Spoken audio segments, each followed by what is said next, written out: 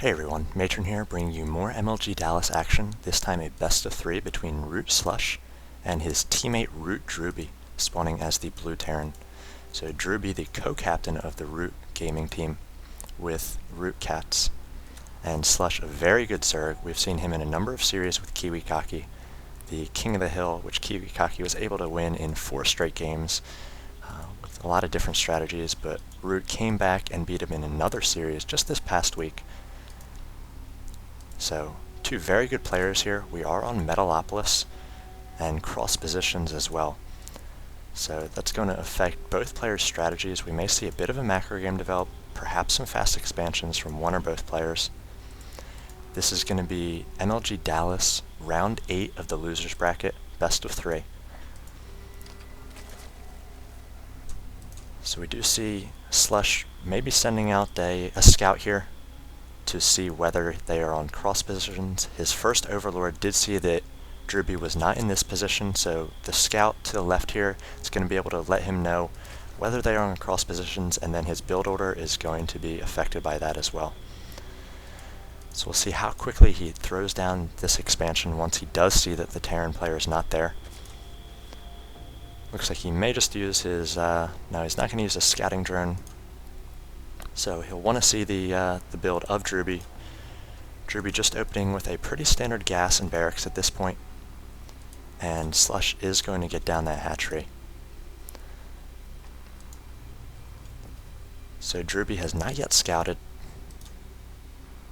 He's checking all around the outside of his base to make sure that Overlord is not there, so he's going to know that SLush is not in the northwest direction, so he's going to start his scout in the other direction. So a lot of mini games and being played with these scouts here. So both players know exactly how to scout this map, especially against the opposing race.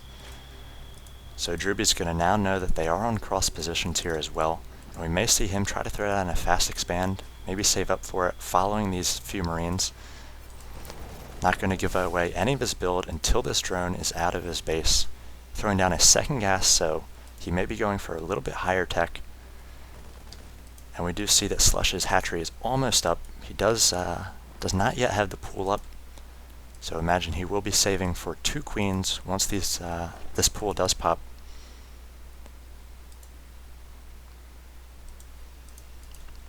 And it looks like Drewbie is going to go for a factory as well as a reactor, so we may see some Hellion play from Drewbie. He's going to know that SLush can't have many units up right now. His pool has just finished, and he's going to be sinking a lot of minerals into Queens. Queens are pretty good against Hellions as long as they're on the creep, but the Hellions are still pretty fast. They can maneuver around the Queens and do some good economic damage. SLush is throwing down that Spine Crawler with the Queen at the expansion here. Combined with the Spine Crawler, it can ward away those Hellions. So we'll see how fast Drewbie's going to be able to get in there with those Hellions.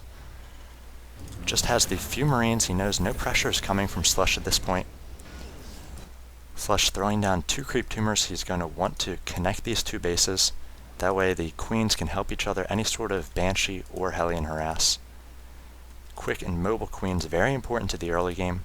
We've seen a lot of players forego getting Zerglings out in favor of extra Queens, a 3rd and a 4th, because Queens are just so versatile, and at the end of the game and mid-game they have the excess energy. They're able to lay down a lot of creep, do some good transfuses as well. So just droning up, only making a few Zerglings. Looks like we have 4 coming, and now in come these Hellions, and I feel like SLush is going to be able to take care of this no problem with this Queen and the Spine Crawler position the way that it is. The Hellions are going to be forced up to the north, and we have these Zerglings down as well. So we do see an Overlord coming in here, perhaps suiciding a little bit. It's going to be seeing the second barracks, and he's going to be seeing the tech lab on the factory. So we may have blue flames coming here from Drewbie, but I'm not sure he's going to want to wait until those blue flames finish before he pushes in with these Hellions. Again, perfect positioning on the Spine Crawler. I'm not sure the Hellions are going to be able to come from any angle without taking some shots here. The range on that Spine Crawler is 7, so definitely covers both ramps here. So we see a few more Hellions coming out. These Marines are going to try to take down the Overlord. It is going to go down. And now a surround from these Zerglings, taking down these front 2 Hellions, and that's going to be a huge deal, as once these Hellions get into a pack, they're going to be much more powerful, so taking them down 2 at a time is going to be quite effective for SLush, just throwing away a few Zerglings, and going to be able to take down almost 3 of these Hellions. Now pushing in with a Zergling here, he's going to be scouting and seeing that this expansion has gone down, also going to be seeing the siege tank. So something we hardly ever see from Terran anymore is going mech siege tanks against Zerg, but with these positions we may see Drewbie try to establish a bit of a choke towards the center of the map, perhaps control these towers, set up a bit more of a macro game, and just try to out-macro his Zerg teammate. Have to believe that these players practice with each other all the time, so that's going to play a little bit of a psychological factor in this game, as you do not know what strategy your opponent will go for. Is it the one that he's practiced countless times against you? Is he going to go for your weakness? Is he going to do something unexpected? So very interesting when these teammates play. So we see Zerglings coming in here, trying to keep a little bit of map control, bottling up the Terran, poking in, going to try to sense any sort of weakness, and if those Zerglings sense weakness, they're going to come in here, perhaps pick off a mule or 2. And it looks like he is leaving Zerglings all around the map, kind of like breadcrumbs. He is going to be able to see whenever Drewbie moves out, whenever he tries to move out towards SLush or move out to try to get this 3rd base. So very good map control right now for SLush. He's getting up a 3rd hatchery, and he has a good spread on these overlords all over the map. As we see Drewbie now moving out, he does have siege mode, so these 2 tanks and marines are going to be quite powerful. If you look at the production tab, the hatchery almost complete for SLush, and he's getting out 16 Zerglings, so he does know this attack is coming. Spreading creep very nicely, and now getting up another 20-some Zerglings. So one thing that Zerg players can do is when they see these attacks move out, with their good scouting, they're able to mass up an army by the time the other player gets across. So Drewbie actually doing a wise thing here. It looks like a Zergling or 2 came in here, which is no big deal, but he actually feigned the attack. So we see that SLush in response made about 20 or 30 Zerglings. So that is a lot of minerals that he could have spent, close to 1,000 minerals, or about 750 minerals if he made 30, that he could have spent on drones or tech, or just macroing up another base perhaps. So Drewbie feigning that attack. We'll see how it goes here. He may be trying to get up a 3rd base himself. Looks like he's going to do just that. So now SLush is stuck with all these Zerglings, nothing to do with them besides just run all over the map. Looks like he's going to try to get a split with them here and perhaps position them and get more sight. He does have the towers, and again, he does have these overlords. He's not going to be susceptible to any sort of drop play from Drewbie. So spreading these Zerglings all around, trying to make use of them as they could be drones. He could have this 3rd base fully saturated. If we look at the income, Drewbie's actually ahead, 52 harvesters to 44. So again, very good move by Drewbie there. And now just pulling back and turtling a bit, macroing up, about to get a 3rd base. SLush will know that 3rd base is coming. One good thing you can do is burrow this Zergling, and you will force a scan from the Terran player, which is 300 minerals lost for a mule, before he can land that the command center. So a 25 mineral Zergling will turn around and give you 300 minerals in a would-be mule from the Terran player, or force him to get out a Raven. But he is going to see that this 3rd is establishing. He may try to get up a 4th at this point, as Zerg players want to be at least 1 base ahead of their Terran counterparts.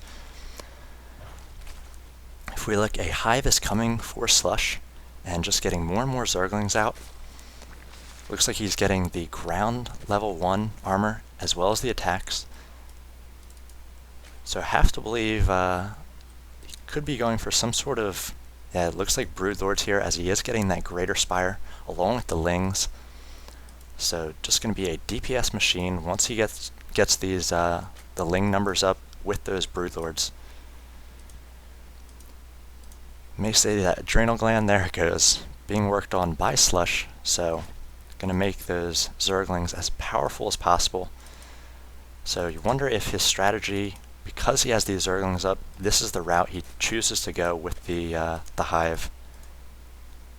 Getting up a number of Banelings as well. They're going to be quite good against the Marines, as long as he's able to protect those Banelings from the siege tank fire. See a few more barracks being thrown down by Drewbie here.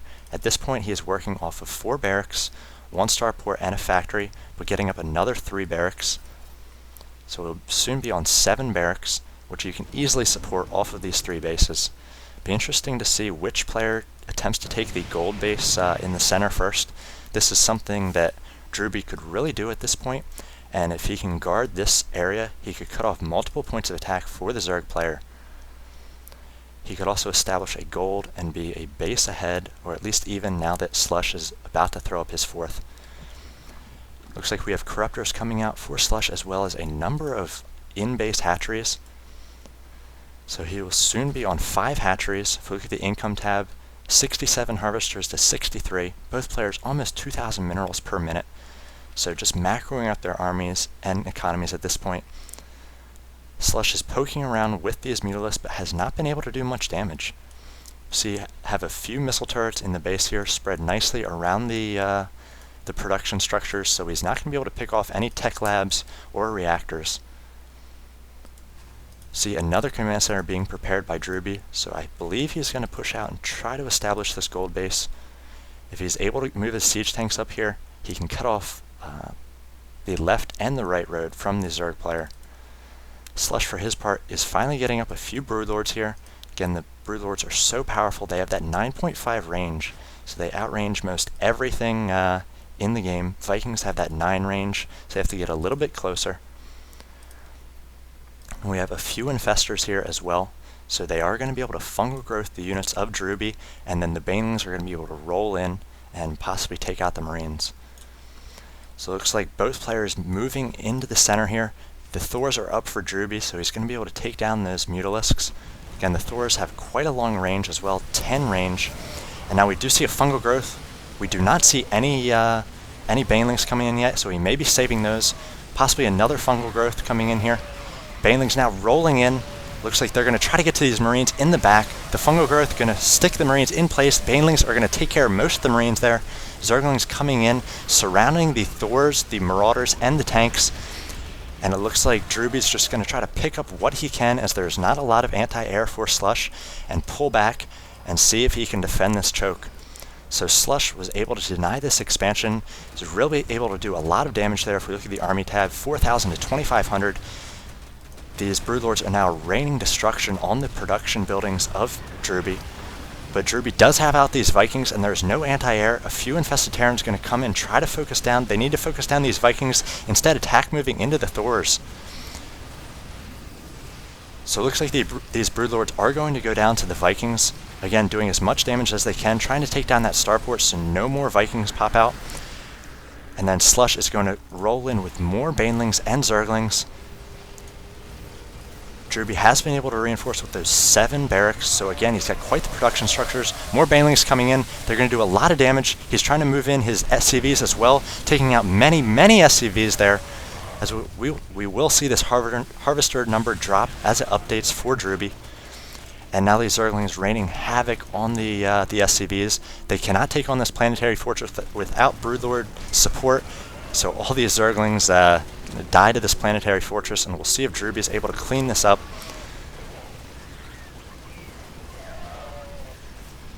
So we look and see 36 more Zerglings, and again, at this point, the Zerglings have 7 damage, and their attack speed is 0.59. So able to rip through these Marines. All of these medevacs, nothing to heal for Drewbie at this point, and we have a Ultralisk and I believe a too late Thor at this point coming out. There's not even any sort of air for SLush at the moment, so that Thor is not going to do much. And SLush just sort of cleaning up here. Going to try to focus down these tech labs and SCVs, so totally crippled is Drewbie, and we should expect the GG pretty soon here. Drewbie picking up more of his units and just delaying the inevitable, and there's the GG. So SLush was able to best his teammate in this first game, and we will move on to the second game, see if Drewbie is able to push back and force a game 3, perhaps move on in the tournament. So thanks for watching this one. I'll see you in a bit.